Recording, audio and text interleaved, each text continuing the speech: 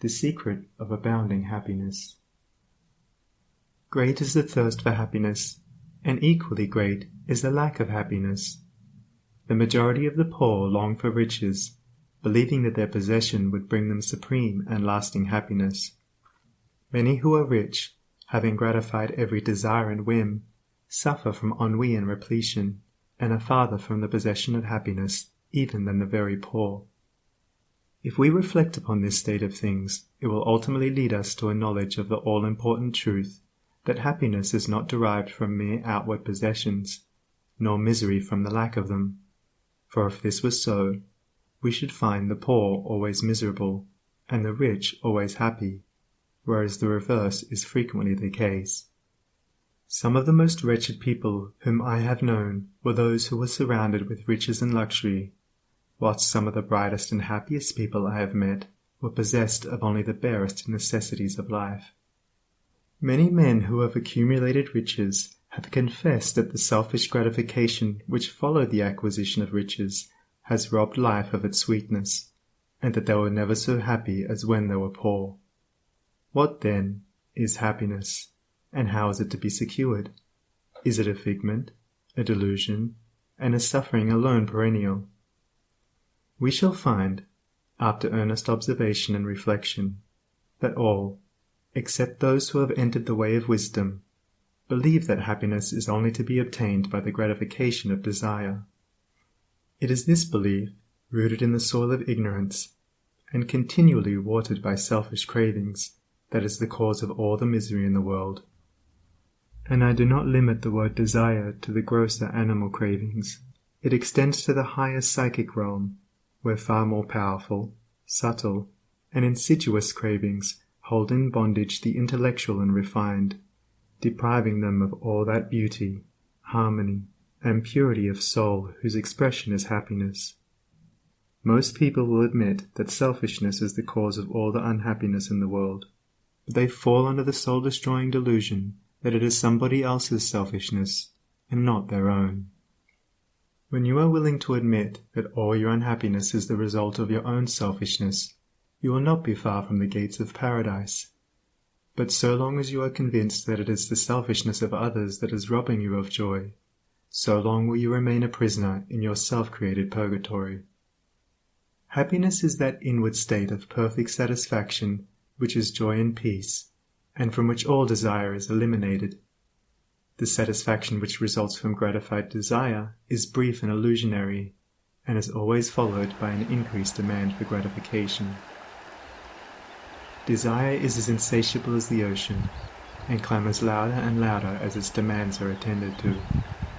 It claims ever-increasing service from its deluded devotees, until at last they are struck down with physical or mental anguish, and are hurled into the purifying fires of suffering. Desire is the reign of hell, and all torments are centered there. The giving up of desire is the realization of heaven, and all delights await the pilgrim there. I sent my soul through the invisible, some letter of that afterlife to spell, and by my soul returned to me, and whispered, I myself am heaven and hell. Heaven and hell are inward states. Sink into self and all its gratifications, and you sink into hell. Rise above self into that state of consciousness which is the utter denial and forgetfulness of self, and you enter heaven. Self is blind, without judgment, not possessed of true knowledge, and always leads to suffering. Correct perception, unbiased judgment, and true knowledge belong only to the divine state, and only in so far as you realize this divine consciousness can you know what real happiness is. So long as you persist in selfishly seeking for your own personal happiness, so long will happiness elude you, and you will be sowing the seeds of wretchedness.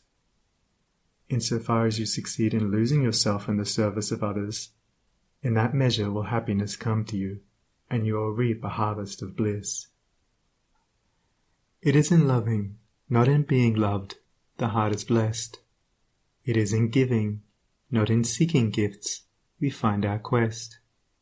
Whatever be thy longing or thy need, that do thou give, so shall thy soul be fed, and thou indeed shalt truly live. Cling to self, and you cling to sorrow. Relinquish self, and you enter into peace. To seek selfishly is not only to lose happiness, but even that which we believe to be the source of happiness.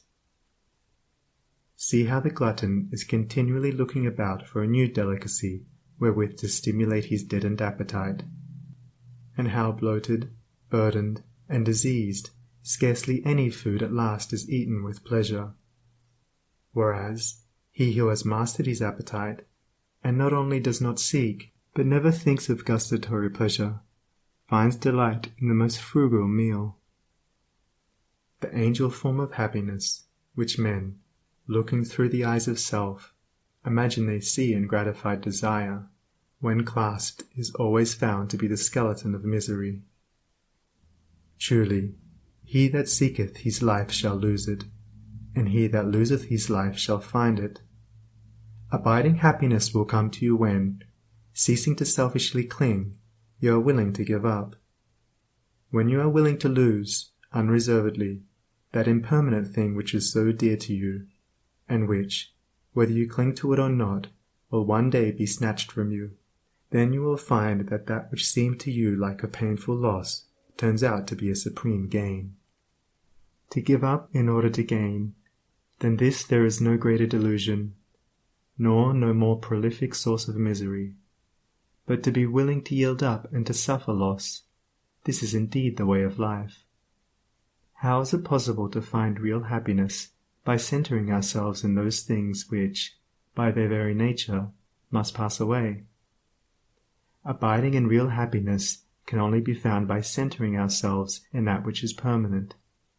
Rise, therefore, above the clinging to and craving for impermanent things, and you will then enter into a consciousness of the eternal, and as, rising above self, and by growing more and more into the spirit of purity, self-sacrifice, and universal love, you become centered in that consciousness, you will realize that happiness which has no reaction, and which can never be taken from you. The heart that has reached utter self-forgetfulness in its love for others has not only become possessed of the highest happiness, but has entered into immortality, for it has realized the divine. Look back upon your life, and you will find that the moments of supremest happiness were those in which you uttered some word, or performed some act, of compassion or self-denying love. Spiritually, happiness and harmony are synonymous. Harmony is one phase of the great law, whose spiritual expression is love. All selfishness is discord, and to be selfish is to be out of harmony with the divine order. As we realize that all-embracing love, which is the negation of self, we put ourselves in harmony with the divine music, the universal song, and that ineffable melody which is true happiness becomes our own. Men and women are rushing hither and thither in the blind search for happiness, and cannot find it, nor ever will until they recognize that happiness is already within them and round about them, filling the universe, and that they, in their selfish searching, are shutting themselves out from it. I followed happiness to make her mine, past towering oak and swinging ivy vine. She fled, I chased, o'er slanting hill and dale, o'er fields and meadows in the purpling vale. Pursuing rapidly o'er dashing stream, I scaled the dizzy cliffs where eagles scream. I traversed swiftly every land and em, but always happiness eluded me. Exhausted, fainting, I pursued no more, but sank to rest upon a barren shore. One came and asked for food, and one for alms. I placed the bread and gold in bony palms. One came for sympathy, and one for rest. I shared with every needy one my best. When lo, sweet happiness, with form divine, stood by me, whispering softly, I am thine. These beautiful lines of Burleigh's express the secret of all abounding happiness. Sacrifice the personal and transient, and you rise at once into the impersonal and permanent. Give up that narrow cramped self that seeks to render all things subservient to its own petty interests, and you will enter into the company of the angels, into the very heart and essence of universal love. Forget yourself entirely in the sorrows of others and in administering to others, and divine happiness will emancipate you from all sorrow and suffering. Taking the first step with a good thought, the second with a good word, and the third with a good deed, I entered paradise. And you also may enter into paradise by pursuing the same course. It is not beyond, it is here. It is realized only by the unselfish. It is known in its fullness only to the pure in heart. If you have not realized this unbounded happiness, you may begin to actualize it by ever holding before you the lofty ideal of unselfish love and aspiring towards it. Aspirational prayer is desire turned upward.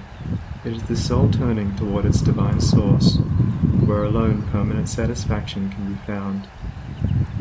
By aspiration, the destructive forces of desire are transmuted into divine and all-preserving energy. To aspire is to make an effort to shake off the trammels of desire. It is the prodigal made wise by loneliness and suffering, returning to his Father's mansion.